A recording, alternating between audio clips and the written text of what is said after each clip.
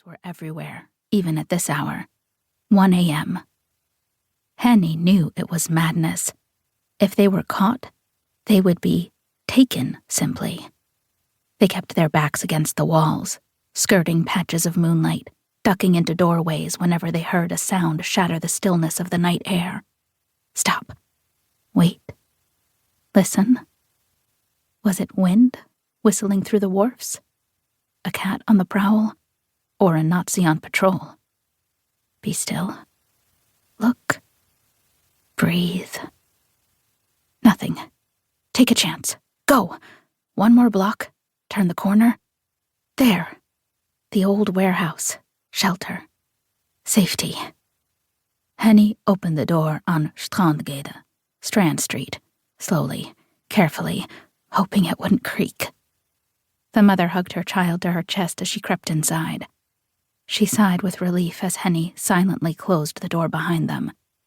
Then, she followed Henny up the stairs to the loft. Anxious eyes peered up at them from the shadows. The mother sat down among the other Jewish families, quietly cowering in the corners. Henny had made this trip 12 times that night, guiding 1 or 2 people each time. There was food and drink stashed in the hideout, thanks to Henny, but few had the stomach to eat. All the small children and babies had been sedated so that they wouldn't cry out. 1 yowl, 1 howl, and they could all be dead. Endless hours. Time ticked by minute, hour by hour. 2 a.m., 3, 4, 5.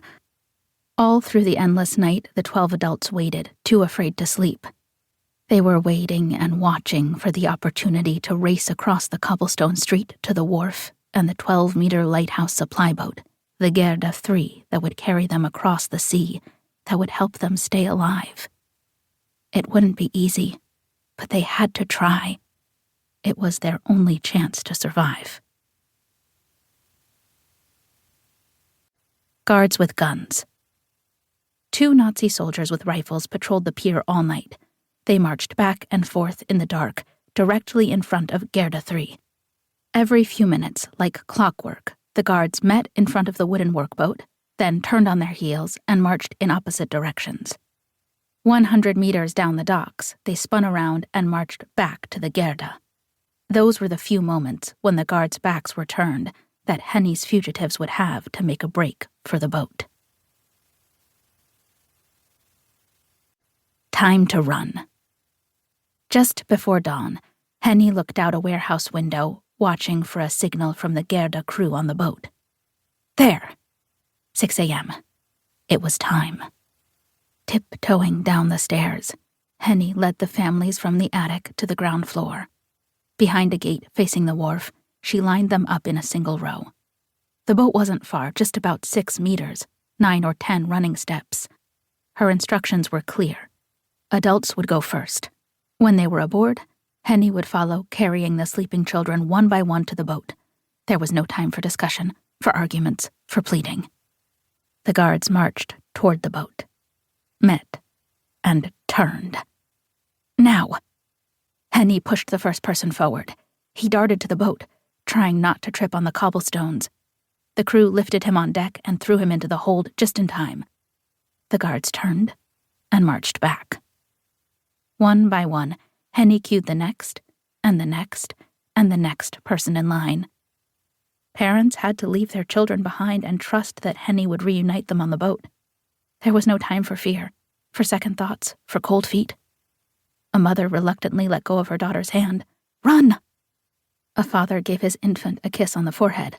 Go! When all the adults were safely aboard, Henny sprinted across the path with a sleeping child in her arms. She or another crew member delivered each child, one at a time, each time a potential death sentence if they were caught. Henny couldn't think about that possibility. She had promised the parents she would take care of their children, and she did. Hiding in the hold. Once aboard, the danger wasn't over. The crew closed the hatches, leaving a crack for air, and the refugees had to wait.